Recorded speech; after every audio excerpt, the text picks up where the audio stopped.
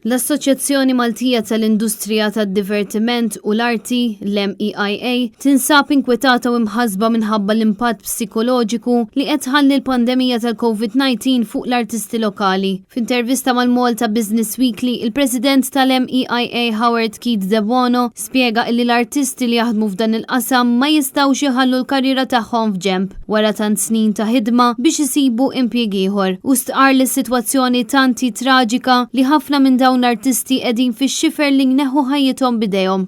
Howard stqar illi meta l-organizzazzjonijiet f'din l-industrija ma jiġux ikkonsultati mill-awtoritajiet rigward il-miżuri tal-pandemija li jiddaħlu fis-seħħ jinħoloq kejos kbir fost il-ħaddiema f'din l-industrija b'numru ta' mistoqsijiet li jibqgħu mingħajr tweġiba u spjega li min-naħa tagħhom ma jkunux jistgħu jagħmlu l-parti tagħhom biex jgħinu u jtejbu s-sitwazzjoni. Fejn tidħol l-edukazzjoni tal-arti u spjega li l-assoċjazzjoni kienet tal-ewwel li enfasizzat fuq il-bżonn li nisimgħu il-vuċi ta' bosta skejjel tal-arti u tal-ispettaklu li xtaqgħu jiftħu mill-ġdid fejn sissa dawn għadhom ma rkuprawx.